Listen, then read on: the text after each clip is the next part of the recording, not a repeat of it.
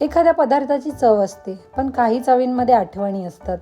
आज कैरीचा एक असा पदार्थ करते जो मला दर उन्हाळ्यात लहानपणीच्या गावी घेऊन जातो, जिथे उन्हातला गंधही वेगळा वाटायचा आणि कैरी खायची मजा म्हणजे एक सणच वाटायचा.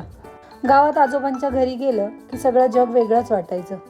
आमचं एक मोठं आंब्याचं झाड होतं, त्यावरून कैऱ्या तोडणं हे काही साधं नव्हतं. एकमेकांच्या खांद्यावर चढायचं, मग कोणीतरी झाड हलवायचं, कैऱ्या पाडायच्या खाली आणि मग त्या पकडायला आम्ही तयारच असायचो. कधी कुणी धपाटाच दिला झाडावर चढल्याबद्दल, पण दुसऱ्या दिवशी पुन्हा तेच, त्या कैऱ्या ओल्या, डाग पडलेल्या, कधी कडवट तर कधी अगदी गोडसर, पण त्यांना फोडून त्यावर मीठ मिरची लावून खाणं ही आमची पाटीशाळा. आज त्याच आठवणींना चव देते एका झटपटीत खट्याळ कैरीच्या प्रकारात. ही काही टिपिकल चटणी नाही, ही आहे बालपणीची आठवण मिसळलेली रेसिपी. तर या ठिकाणी घेतली मी एक मोठी हिरवी कैरी, जी मी स्वच्छ धुवून घेतली आणि त्याच्या अशा खापा करून घेतल्यात. त्यानंतर मी त्यामध्ये चवीनुसार लाल तिखट ॲड केलंय, थोडंसं मीठ ॲड केलंय, त्यानंतर चवीनुसार आमचूर पावडर सुद्धा ॲड केली, थोडीशी अगदी साखर ॲड केली आहे गोडीसाठी. आणि जर तुम्हाला वाटलंच तर चाट मसाला सुद्धा तुम्ही चवीनुसार टाकू शकता, किंवा आपलं जे रॉक सॉल्ट आहे, जे काळं मीठ, ते सुद्धा तुम्ही टाकू शकता.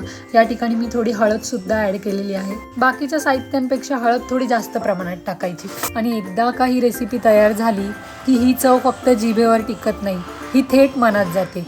आजच्या मुलांना कदाचित झाडावर चढायचं, कैरी चोरायचं, उन्हात भटकायचं अनुभवायला मिळणार नाही, पण ही चव, ही रेसिपी हा एक छोटासा प्रयत्न आहे लहानपण पुन्हा जगण्याचा. तुम्हालाही जर कधी असं बालपण आठवलं तर ही कैरीची खट्ट्या रेसिपी नक्की करून बघा. या कैरीची चव म्हणजे थोडीशी आंबट जशी मास्तरांची नजर, थोडीशी तिखट जशी भावंडांशी भांडणं, आणि थोडीशी गोड जशी आजीच्या मांडीवरची झोप. तर करा एकदम भारीपैकी चटपटीत कैरी आणि विसरू नका शेवटी बोट चाटायचं मोकळेपणानं. हाच या रेसिपीचा सिक्रेट मसाला आहे. व्हिडिओ आवडला असेल तर लाईक, शेअर, सबस्क्राईब करायला विसरू नका आणि कमेंटमध्ये सांगा कशी वाटली ही रेसिपी. अशाच चटपटीत आणि खमंग रेसिपीसाठी भेटूया पुढच्या व्हिडिओत. तोपर्यंत स्वस्त खा आणि मस्त राहा. आणि सजेशन्स असतील तर कमेंट बॉक्समध्ये कळवायला विसरू नका. धन्यवाद.